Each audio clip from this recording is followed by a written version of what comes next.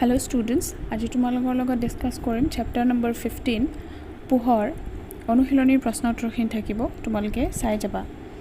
1 নম্বৰটো আছে খালী ঠাই পূৰ কৰা। ক যিটো প্ৰতিবিম্ব পৰ্দাত পাব নোৱাৰি তাক ডেছ প্ৰতিবিম্ব বোলে। উত্তৰ অসৎ প্ৰতিবিম্ব।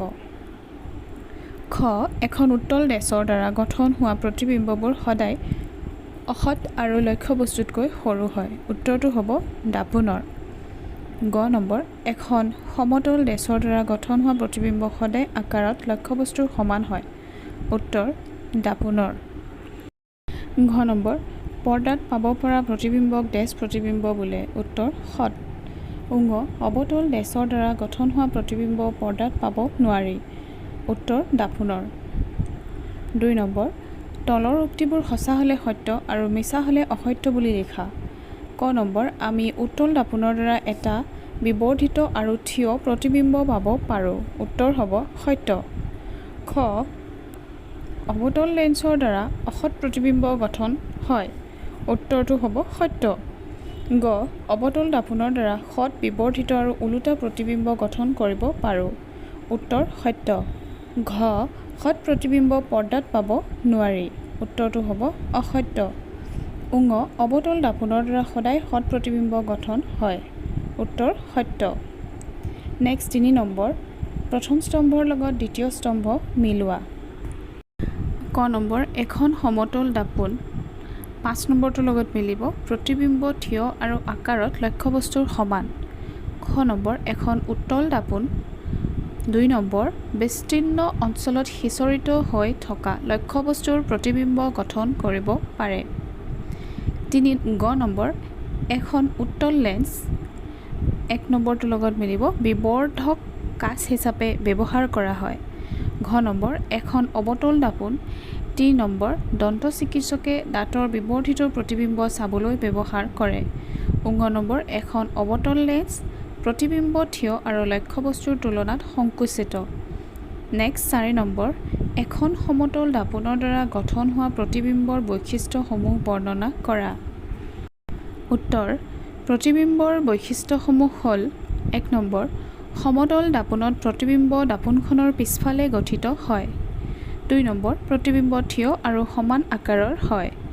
3 নম্বৰ দাপোনৰ সন্মুখত থকা লক্ষ্যবস্তুৰ দূৰত্বৰ দৰে সম দূৰত্বত থাকে। 4 নম্বৰ সমতল দাপোনত পাৰ্শ্বীয় বিলোমন হয়। সমতল দাপোনত গঠিত প্ৰতিবিম্ব লক্ষ্যবস্তুৰ বাওঁফালটো সোঁফাল আৰু সোঁফালক বাওঁফাল যেন লাগে, অৰ্থাৎ কাষবিলাক ইফাল সিফাল হয়।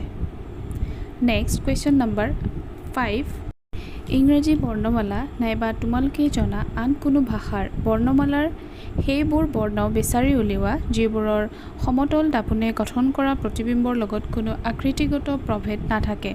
তোমালোকৰ ফলাফলৰ ওপৰত আলোচনা কৰা। উত্তৰ ইংৰাজী বৰ্ণমালাৰ A H I M O U T V W X Y প্ৰতিবিম্ব এখন সমতল দাপোনৰ সন্মুখত থকা বৰ্ণটোৰ হুবহু একে আকৃতিৰ হয়। কাৰণ আখৰবোৰ প্ৰতিসম অৰ্থাৎ পাৰ্শ্বীয় পৰিৱৰ্তন কৰিলেও একে থাকে। আখৰবোৰ কাষবিলাক ইফাল সিফাল হ'লেও একে থাকে যিহেতু কাৰ্যবিলাক একে। নেক্সট 6 নম্বৰ অসৎ প্ৰতিবিম্ব মানে কি বুজা? অসৎ প্ৰতিবিম্ব গঠন হোৱা এটা পৰিস্থিতি বৰ্ণনা কৰা। উত্তৰ প্ৰতিফলন আৰু প্ৰতিসৰণৰ পিছত পোহৰ ৰশ্মিৰ আপাত কটাকটিৰ ফলত অসৎ প্ৰতিবিম্বৰ গঠন হয়। এখন সমতল দাপোনৰ সন্মুখত জ্বলি থকা মমবাতি এডাল ৰখা হ'ল। দাপোনখনৰ পিছফালে একেধৰণৰ মমবাতি এডাল ৰখা যেন লাগিব। দাপোনখনত যি প্ৰতিবিম্ব গঠন হয় সেই প্ৰতিবিম্বই হৈছে অসৎ প্ৰতিবিম্ব। দাপোনখনৰ পিছফালে এখন পৰ্দা আঁৰি দিলে প্ৰতিবিম্বটো সেই পৰ্দাত নপৰিব। দাপোনখনৰ সন্মুখত পৰ্দাখন ৰাখিলেও প্ৰতিবিম্বটো পৰ্দাত পেলাব নোৱাৰি। মমবাতিৰ প্ৰতিবিম্বটো কোনো ক্ষেত্ৰতেই পৰ্দাত পেলাব নোৱাৰি। সমতল দাপোনত গঠন হোৱা প্ৰতিবিম্ব অসৎ। নেক্সট 7 নম্বৰ উত্তল আৰু অৱতল লেন্সৰ মাজত দুটা পাৰ্থক্য লিখা। উত্তৰ উত্তল আৰু অৱতল লেন্সৰ মাজৰ দুটা পাৰ্থক্য হ'ল উত্তল লেন্স 1 নম্বৰ যিবিলাক লেন্সৰ মাজভাগ শকত তেনেবোৰ লেন্সক উত্তল লেন্স বোলে। উত্তল লেন্সৰ ক্ষমতা ধনাত্মক। অৱতল লেন্স যিবিলাক লেন্সৰ মাজভাগ ক্ষীণ সেইবোৰক অৱতল লেন্স বোলা হয়। অৱতল লেন্সৰ ক্ষমতা ঋণাত্মক। নেক্সট 8 নম্বৰ অৱতল আৰু উত্তল দাপোনৰ প্ৰত্যেকৰে একোটাকৈ ব্যৱহাৰ লিখা। উত্তৰ অৱতল দাপোনৰ ব্যৱহাৰ ডাক্তৰে মুখ গহ্বৰ নাক দাঁত আদি পৰীক্ষা কৰিবলৈ অৱতল দাপোন ব্যৱহাৰ কৰে। উত্তল দাপোনৰ ব্যৱহাৰ গাড়ীৰ পিছফালে চাবলৈ উত্তল দাপোন ব্যৱহাৰ কৰা হয়। দাপোনখন চালকৰ সন্মুখত স্থাপন কৰা হয় যাতে পিছৰ পিনে বহু দূৰলৈকে বিস্তৃত হৈ থকা সকলো বস্তু চাব পাৰে।